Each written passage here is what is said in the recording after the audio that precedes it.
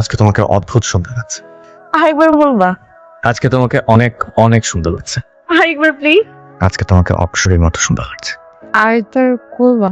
মেঘা, কিছু কিছু কথা আছে যা অনেক কথা দিয়ে বোঝাতে হয়, আবার কিছু কিছু সময় কিছু না বলেও অনেক কিছু বোঝানো যায়। তাই আমি আমার মনের কথাগুলো এই খামের মধ্যে করে তোমার হাতে তুলে দিলাম। Megha, I love you, will you be mine? No no no. Congratulation, আপনারা হইতেছেন আমাদের 50তম কাস্টমার। ভিডিও কর সুন্দর করে ভিডিও কর।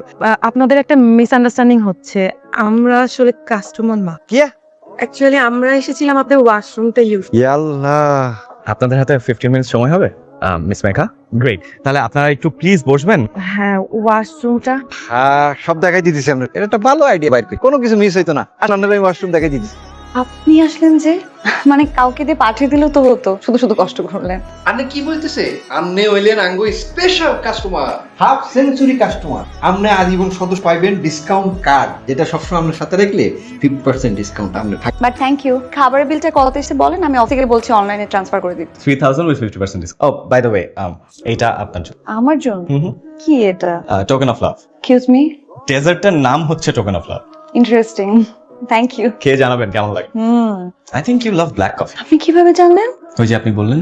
ওকে। আপনি এখানে? আপনাকে অ্যালার্ম দিয়ে আসতে হবে নাকি? না না, নট রিয়েলি, মানে একটা ফোন করে তো আসতে পারতেন। কিন্তু আমি তো আপনার কাছে আসিনি, আমি এসেছি আপনার রেস্টুরেন্টে কফি খেতে। আপনার কাছে আসলে তো আপনাকে জানিয়ে আসতাম। আর তাছাড়া তো আপনি আমাকে ডিসকাউন্ট কার্ড দিয়ে রেখেছেন, কিন্তু আপনাকে জানিয়ে আসলে কি হতো? কিছুই হতো না, মানে আমি একটু আগে চলে আসতাম আর কি। এলেন তো, দেখা তো হয়ে গেল। তাছাড়া এসে লাভও হতো না, কারণ আমি এখানে এসেছি একটু একা থাকার জন্য।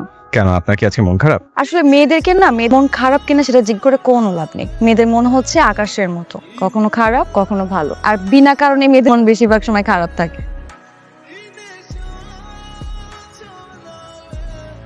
আপনার মন খারাপ থাকলে আপনাকে আরো বেশি সুন্দর লাগে।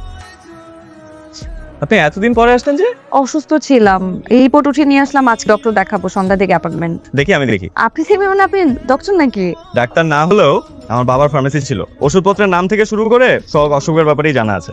আপনার সবকিছুই ঠিক আছে, কিন্তু ব্লাডে একটু হিমোগ্লোবিনটা কম। ওষুধটা আমি না দেই, রেফার ডক্টরের কাছে যান, উনিই দিক। কেন, আপনি দিয়ে দেন, টাকাটা বেঁচে যাবে, ডাক্তার ফি তো বেঁচেই যাবে, সাথে গাড়ি ভাড়াও বেঁচে যাবে। এক কাজ করবেন, এখন থেকে আপনার কোনো অসুখ হলে আপনি আমাকে ফোন দিবেন, আমি ওষুধ দিয়ে দিব। তারপর আপনার ওষুধ খেয়ে যদি ও মারা যায় তখন কি করবেন? আমি মার্ডার কেসে ফেসে যাব। আপনার একটা ছবি তুলি।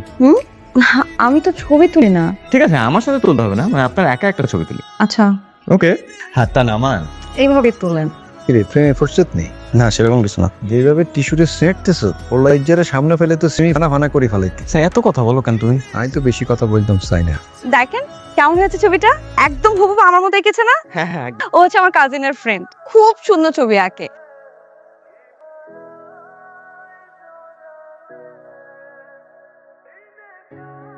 এত দেরি করলেন কেন? সে কখন থেকে আমি আপনার জন্য অপেক্ষা করছি।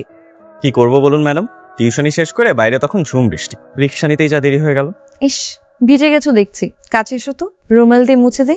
আমি ভাবলাম তুমি তোমার শাড়ির আঁচল দিলে আমাকে মুছিয়ে দিবে। ঠিক আছে, রুমালি সই। বাপরে বাপ, আপনার তো দেখছি পুরোটাই মুখস্থ। আপনি জানেন এই বইটা আমি কোথেকে নিয়েছি? বই বিচিত্রা থেকে, চেনেন তো? হ্যাঁ হ্যাঁ, চিনবো না কেন, আপনি ওখানকার মেম্বার। হ্যাঁ আমি মেম্বার, একদিন আসেন না, আপনার নিমন্ত্রণ রইলো। আপনার নিমন্ত্রণ অগ্রা করার ক্ষমতা কি এই অথমের আছে? উফ, আপনি বড্ড বেশি বলে। ও আচ্ছা, আপনার বাসার ঠিকানাটা তো জানা হলো না।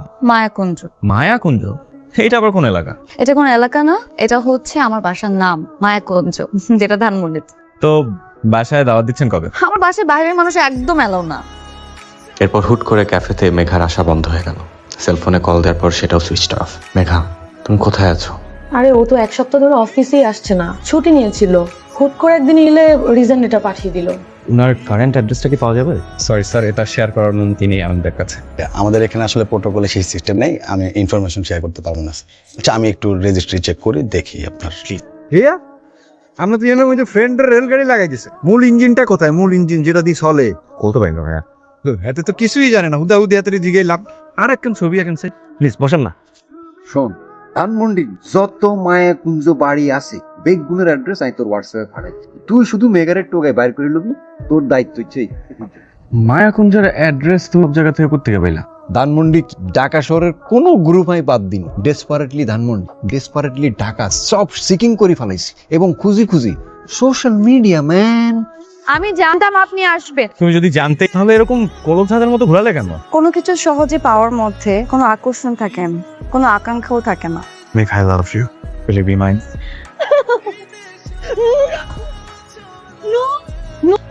নো।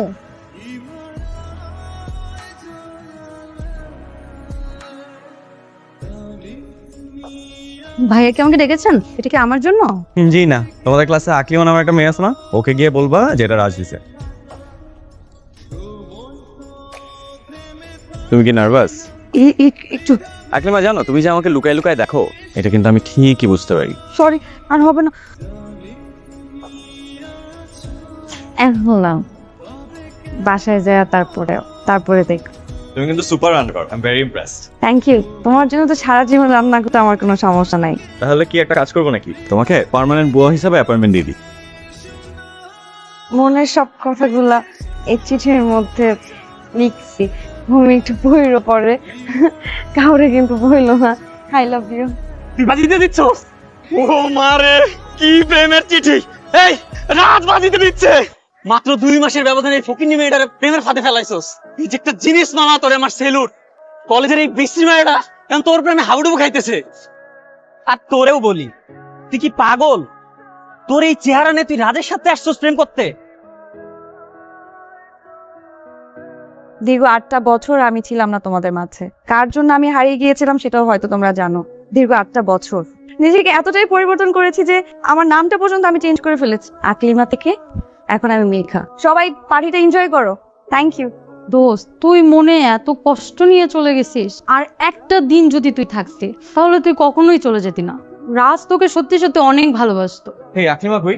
আকলিমা আজকে আসেনি। তুমি ওকে কালকে যে পরিমাণ অপমান তো, ক্লাসে আসার কোনো পরিবেশ রাখছো? তা আমি করি নাই, আমার বন্ধু বান্ধব করছে। তোমরা না আমাকে শুধু শুধু ভুল বুঝতেছো। আমি ওটা খুঁজতেছি, আমি সরি বলার সুযোগটা তো দিবা। কিরে, তুই মনে হয় দিনের বেলা টর্চ জ্বালা আকলিমারে খুঁজতেছস? বাদ দে, ডাস্টবিনের মাল ডাস্টবিনে গেছে, এত চিন্তা করে লাভ। তুই আমার মাল কেন? তুই বাজি লাগস নাই? শোন, বাজি রাখ তোরা। আমি 2 সপ্তাহ পরে ওরে দেখে বলছি না, আমি ওরে কোনোভাবে কষ্ট দিতে হবে। প্রিয় আকলিমা, শুরুটা কোথা থেকে করবো বুঝতে পারছি না। অনেক কিছু বলতে চাই, অথচ শব্দগুলো ঠিক মতো খুঁজে পাচ্ছি না। সেই কলেজ জীবনের দিনগুলি মনে পড়ে। আমি যে ভুলটা করেছিলাম, যে অন্যায়ভাবে তোমাকে আঘাত করেছিলাম, তার জন্য আজও নিজেকে ক্ষমা করতে পারিনি। তবুও নিয়তি আমাদের আবারও মুখোমুখি দাঁড় করিয়েছে। তুমি না চেনার ভান করাতে আমি দেখতে চেয়েছি আসলে তুমি কি চাচ্ছ, কেনই বা পরিচয় লুকাচ্ছ। তাই যখন তোমার চোখে হাসি দেখেছি, তখন হাসির আড়ালে লুকোনো অভিমানটাও দেখেছি। আজকে আমি আর সেই ছেলেটি নই যে তোমাকে অবহেলা করেছিল। আজকের আমি শুধু তোমাকেই চাই, তোমার হাতটা ধরে জীবনের পথ একসাথে হেঁটে যেতে।